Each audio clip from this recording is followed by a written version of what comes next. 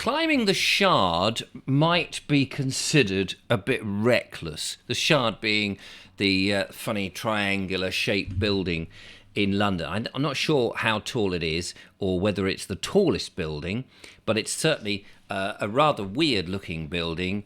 I suppose named after a shard of glass, because that's what it's made, and it's in London. And as I switched on the news on my phone this morning, they were chatting about one or two people climbing up the Shard, not knowing the motives of why somebody would want to do that. Whether it was a publicity stunt, we've recently had a publicity stunt in the House of Commons, or whether it was a YouTuber just trying to gain more views by going, hey, look what I can do.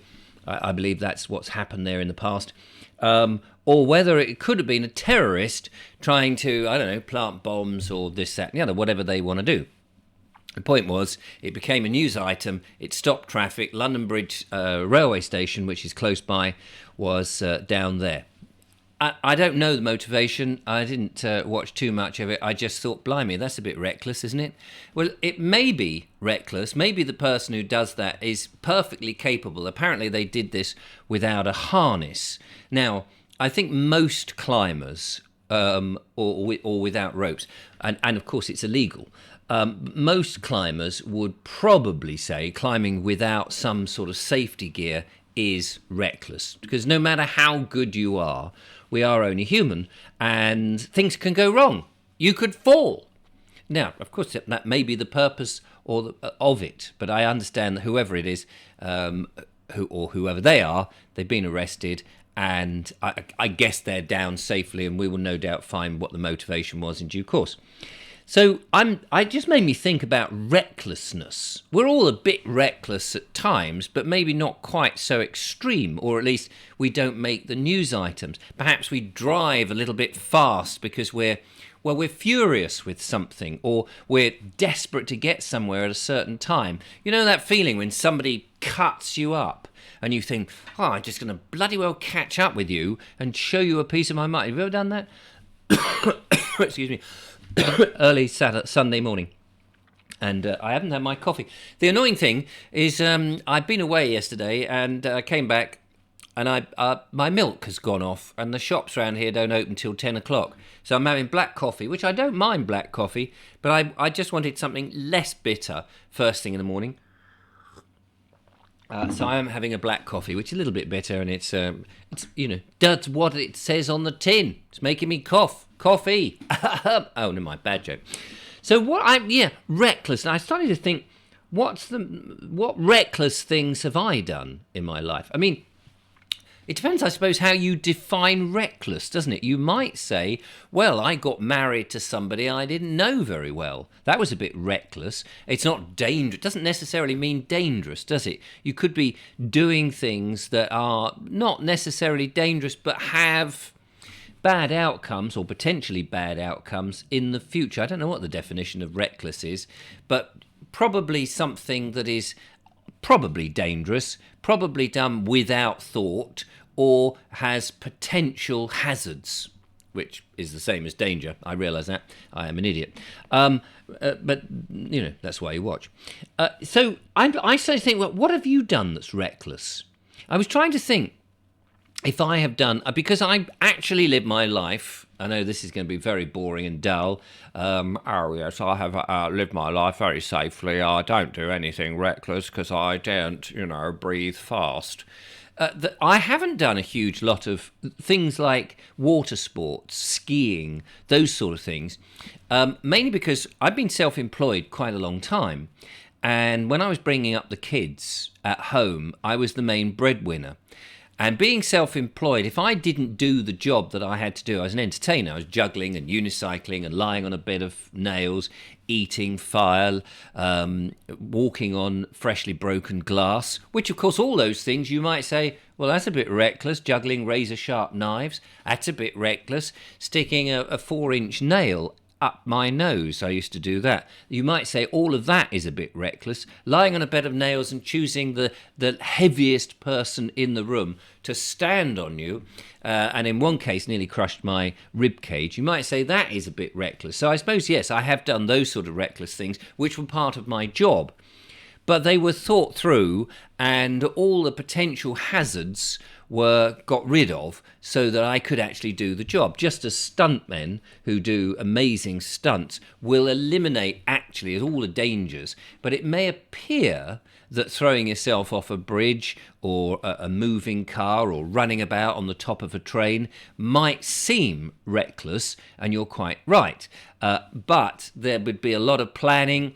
If you're running about on the top of the train, you've orchestrated the train to go at certain speeds, you've made sure there's no bridges, and you've got all sorts of safety mechanisms on board that train which probably can't be seen by the camera, so that if anything went wrong, if you slipped, there would be some sort of safety things. You think of the stunts done by Buster Keaton back in the old days, who trained himself up. You might think, blimey, that's a bit reckless, some of those things. The house that fell on him and he was stood right in the right place of the window.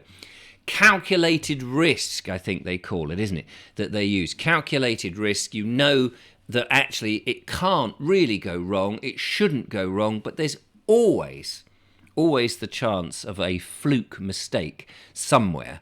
But mostly that fluke mistake doesn't happen, otherwise people wouldn't do it at all. But there's always that chance. I'm talking about the things that people do reckless. You go on holiday and, a lot of people may get drunk, for example, and then decide to do something silly because they're either trying to impress somebody or indeed build up, or their ego just takes over, whatever it is. Now, I never used to say, as I say, I never used to go skiing and things like that a lot of people did, because I feared that I might break my leg, because I'm not very good at skiing.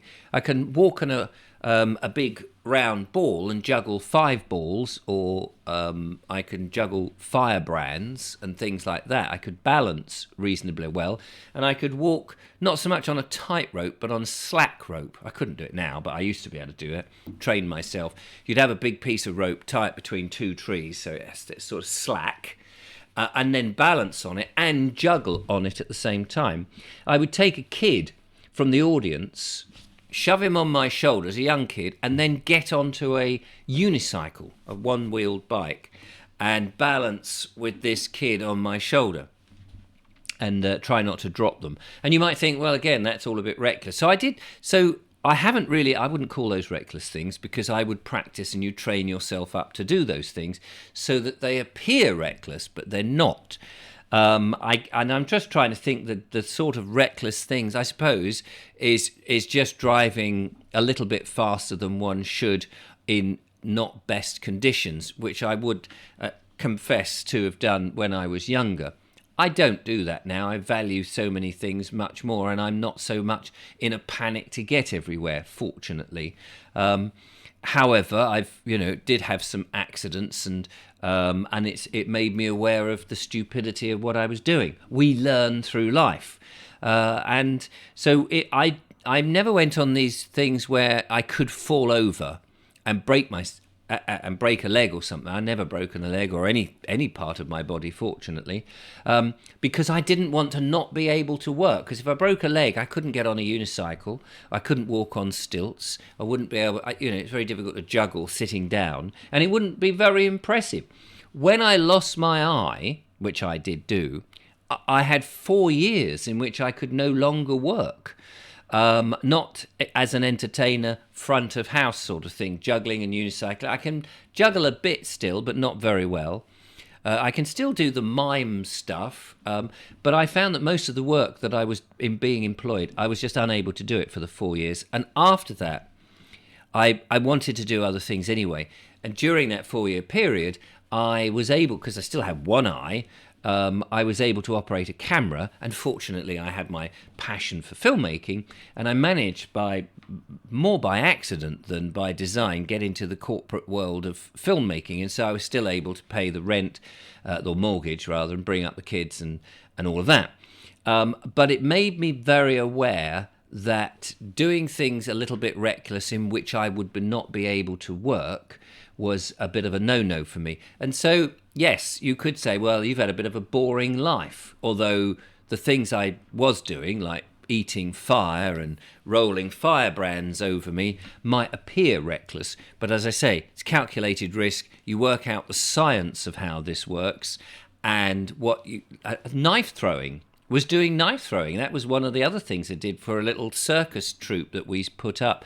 And I hired, put an advert in the Stage magazine or newspaper for an assistant to stand in front of the board in which I would be throwing these knives, and they were like this, and they were coming at full pelt because they were heavy.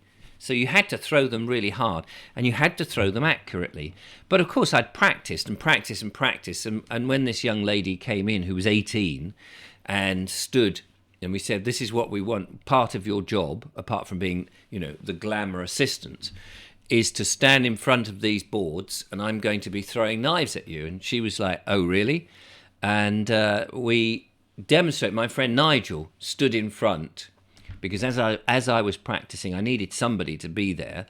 And he was practicing a bit. He wasn't as good as me, but he was pretty close. Bless him. And so I would stand in front to prove that it was possible to do this. And I'll give you the secret, really. When you're throwing the knives, you have to throw. You're throwing them. They go in a straight line. So when you're actually standing on the board like this, you can see where you can see from immediately, and you've got about a second before they reach you. You can see where the knife is going to go, and you realise that's a bit close. You can just move a little bit. Boom. And of course, the art is that you miss the person. And you might think, well, it is a bit reckless. And to do it unpracticed, I guess this is the thing. If you don't know what you're doing, it can be a little bit reckless. When I very first performed fire eating or fire blowing in front of an audience, in front of people, I wasn't 100% au fait with it. I knew the principle. I'd never done it. And I was asked when I was teaching some children at a school in Littlehampton, I was teaching them juggling and various other skills, and they said, "Oh, do you do fire eating and fire blowing?" And because my ego was up and I was, the circus skills entertainer type thing, I said, yes, I can do that, knowing that I didn't have any equipment to do it, and they wouldn't be able to ask me. And they said, "Well, we've got some bits of dowel and cotton wool and various things, and we've got some paraffin. Could you demonstrate it?"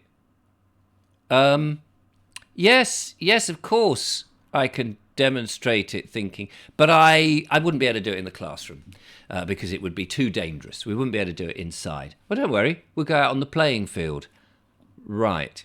So I made up these firebrands because I knew the principle, and I had been doing a little bit of rolling the thing and eating the fire. I could demonstrate that, but the blowing of the fire I'd never done before.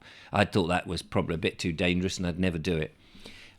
Also, it meant involving filling your mouth with paraffin, which hadn't really appealed to me. It still doesn't, actually. But thereafter, I was doing this quite regularly, and you soon get used to these things. Anyway, so there I was,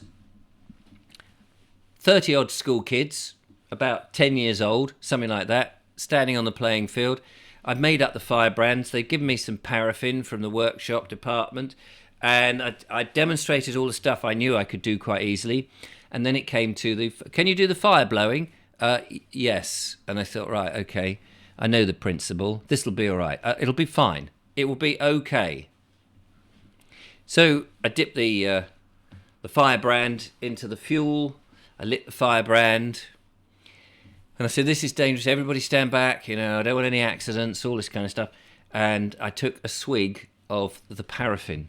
It's in my mouth. I knew that what you have to do is spray it out in a fine spray, like this. You spray it out, and you've got to ignite on the firebrand. So you hold the firebrand about so far, and you blow as hard as you can because you want this spray to go really big. It ignites and creates this massive big fireball. I knew the principle. So there I was out there with kids back and all this. I've got the thing, dip it in, take a swig. Right, here we go. Here goes nothing. Hold it up here. take a deep breath through the nose, obviously not through the mouth because you'll swallow the blooming stuff, and out comes this amazing. I was quite surprised how brilliant it was. Amazing. And I mean brilliant in both senses. Brilliant as in, wow, look at that. And brilliant as in, bloody hell, that's bright, isn't it? As it ignites this far from your face. Great big fireball. Thing is, I didn't take account of the wind. Normally, you make sure the wind is behind you so the fireball goes away with you. Yeah, you guessed it, didn't you? I didn't think about that. I blew out this massive, great fireball into a wind that was coming towards me. There it is, and over my head, taking out my eyebrows, and I was bald, so that didn't matter, but it took out all my eyebrows, and of course the bits that didn't ignite, which is a lot of the paraffin doesn't ignite, sprayed, came back and covered me. I was already sort of dribbling the stuff, and the fire came over and sort of warmed up my head rather dramatically. But it was very quick. But it was the fact that my eyebrows had all disappeared and singed away. And of course the audience, what they had seen this massive great big fireball go whoosh and then return over my head, and my head for momentarily would have disappeared in this great big flames. Well, not only did they go, oh my God, wow, oh, they also cheered because they thought it was amazing. They said, can you do it again? And I said, I did that deliberately, because I could see the teacher looking at me thinking, what?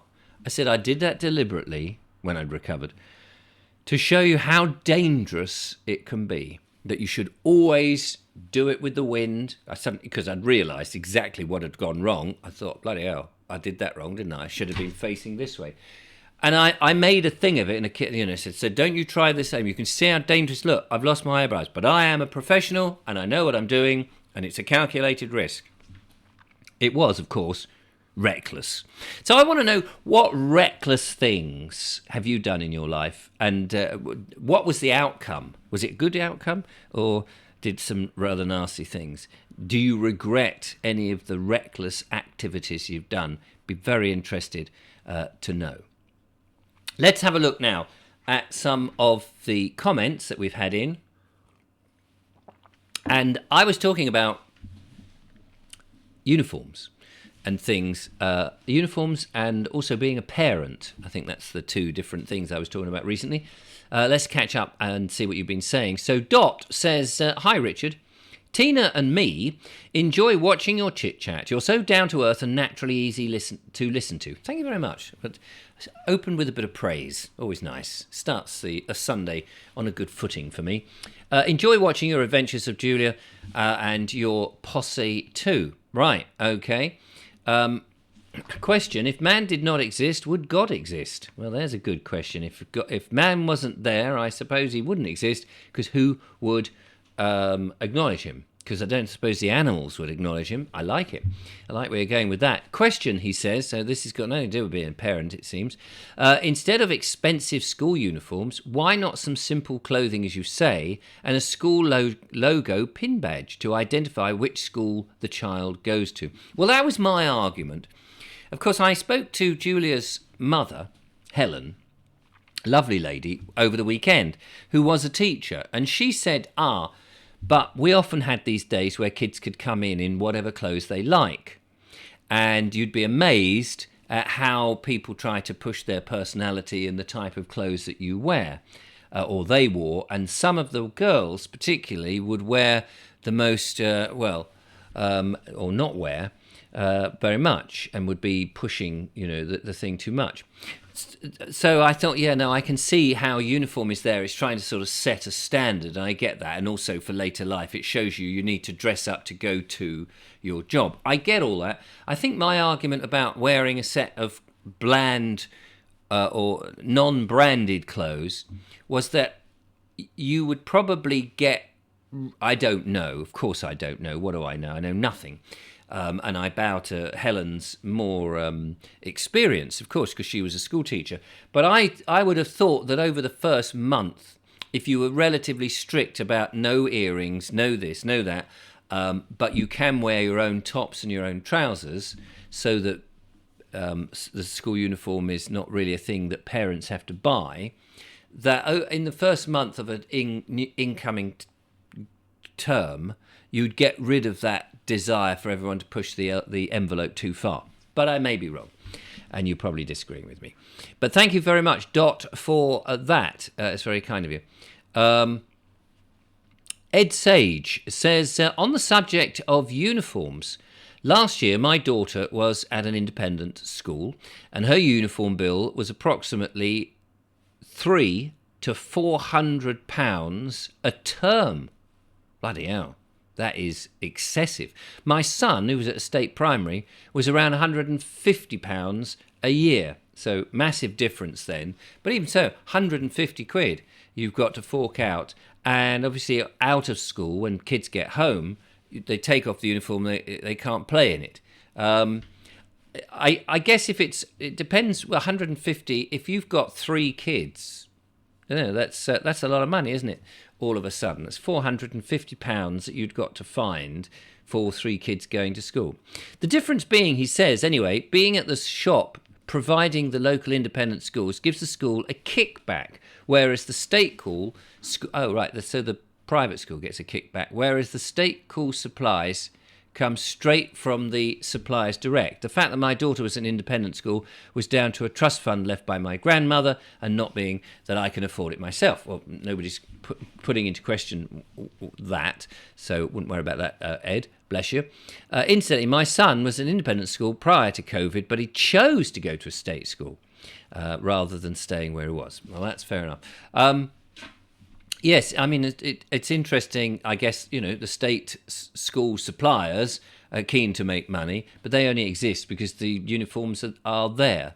I think my whole interest in this was that when you can't buy the uniform, whatever it is, from either uniform shops or indeed supermarkets, so you have something very basic like, black or grey blazers, white or blue shirt. I don't know what colour shirts they would wear, white or grey shirts or whatever, and trousers. But it's when the school forces you to have to buy their stuff and the markup is a bit high or it's very expensive.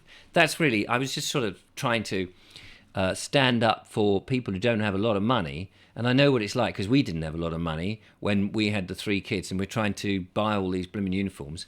And the kids then would just still drag the blazer along, tied up on their bag along the street. It just seemed a bit bonkers. Rachel Gregory says, loved when my only son was 4. Oh, he was talking about parenting, and I said I loved it when my kids were younger. She says, I loved it when my only son was 4, just before he started school, and we spent 4 years together enjoying each other's company. Best years of my life. So entirely agree with you, Richard. Trusted memories I wish I could relive. And of course, unless you have another child, which then commits you for 20 odd years and the rest of their life and the rest of your life, it's probably not advisable.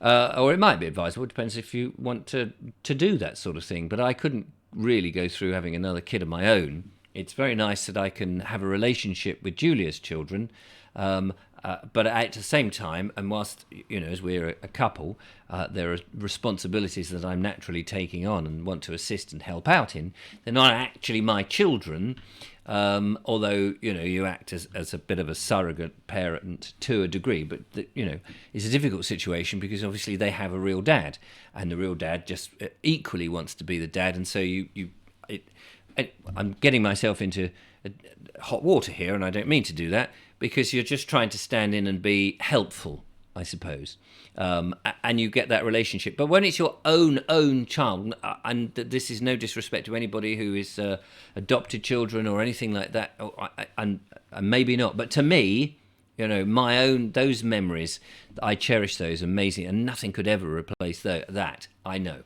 But they're becoming so long ago that sometimes it's very difficult to even remember those memories without the aid of photographs or even video. Nigel Sadler says, however much you wind up and push, however much the kids, wind you up and push you to the edge of despair, you never stop worrying about them. Our daughter is about to turn 19 and is about to go travelling for a few months, and that's a worrying thing. I exactly know what you mean, because my Georgie, as I say, she is 28 or 29 now. I think she's 28, maybe 29, and she's in New Zealand, and she went over there three and nearly 4 years ago, 3 years ago, I think, but nearly 4 years ago. And you just go, but you're going to be on the other side of the world. What happens? You know, in a different country, you've never been there before. And what happened? You may not. And she's fine. She's fine. Okay, she's going through personal issues at the moment with boyfriend and places to live and that sort of thing. But she's managed for so long, but I haven't seen her. I've only seen her when she came back once, and it was absolutely lovely. No matter what they do to you, your kids, but you may feel differently. Be interested in your thoughts on that. Steam Chaser says our Katie is 15, and on the 24th this month. Yes, moments ago she was born. We have had most enjoyed most of the time. Oh, sorry. Yes, moments ago she was born, as in, you think it was only that day, and we have enjoyed most of the time with her. Yes, due to Lily's problems with a virus, Katie is in care. And that is a reason we don't look like other parents, i.e. worn out. The hardest time for me was looking after Katie while Lily got better in hospital and rehab about 18 months. Imagine Joe arriving in your house, he says, and Julia being visited in the evenings and at weekends only. School sort of help. Yes, of course, everybody's going to have different stories with their children, how they've been brought up, and there will be medical things and all of that. I absolutely get that. But it doesn't, I don't think, stop you from loving your child no matter what's happened. Carl Chapman says, I brought our daughter up on my own after the mother and wife decided to opt out of being a parent. And that was when she was 10. I don't understand. This is something particularly with women, I would think it was the hardest thing that anybody does. But apparently it does go on, that people decide, I'm not going to be a parent, I don't want to do this, I will have nothing more to do with the children, goodbye. And I find that incredibly weird and hard to think that somebody does not have that maternal instinct. But clearly it does happen, but I just find that incredibly hard to understand. I thought we were very tight as parent-child. Then she takes up with a waste of space and no longer speaks. 3 years now. She's 34 years old. However, when she needs me, I'll be there. Well, that's very noble of you, Carl, and quite right, really. Sometimes people go through personal crises, I suppose, and they do irrational things that appear irrational to you, and we all have moments where we can be resentful of somebody else's decisions and the way they live their life, or they do things that may have had an influence beforehand on us. I think it takes the bigger man, or the bigger person, I should say, to ride past that and to forgive and forget and to say, okay, you did me wrong, or I did you wrong, or things went wrong. We perhaps both did it together. But as time goes past, that's in the past. And if you're stuck, I'll be there. And I think that's very noble and a good thing to do. Ingram Cars says, I have a son and a daughter, 31 and 36 respectively, and 7 grandchildren. My goodness, 7 grandchildren. I have an especially close relationship with my son. One thing that was very surprising is to find the same natural bond with my grandchildren that I have with my children. And I think that's brilliant if you can do that. I don't have that same bond with my grandchildren because of... my son and I, my eldest son and I, are close, very close as people, but we're not close as in distance from where we are. And I just feel that my son is so busy with his life and bringing up his children. And although occasionally I get invites, I've not always felt brilliantly welcome. since children arrived, which is a shame because I would like to have a better relationship with my grandchildren. He might, on the other hand, if he heard that, might be devastated to think that's what he was pushing out. And I'm sure that it will mend and it will get better and that we will have a better relationship and I will have a better relationship with the grandchildren. I'm absolutely convinced it's just, a bit of a phase that I think parents, children and not the grandchildren per se, go through, and it's very difficult. It's all very unique. But I'm absolutely confident it'll be fine because luckily my children are very clever and very down to earth at the end of the day, and they're protective of their little family units and things like that. Sorry, I didn't mean to go on so long today. Finally then, Carol says, your words of wisdom, Richard, are second to none. It's very rare that anybody says that about the rubbish that spouts out of my mouth, but I'm so pleased, Carol, that some of that made an impression on you, and I appreciate your lovely comments. So, have you done anything that was a little bit irresponsible, that was silly? And I can't remember the word that I used at the beginning of the thing. There you go, the old brain cells. Time up is saying, time up. Reckless. There it is. Have you done anything reckless, ladies and gentlemen? Be interested to know, what's the most reckless thing you've done? Why did you do it? Was it calculated or not calculated? And how did people treat you? Be interested to know your reckless moment. Bung it in the comments. We'll read some of them out. Thank you so much for commenting and for listening and all of that. And I will catch up with you, no doubt, tomorrow. Take care. Bye for now.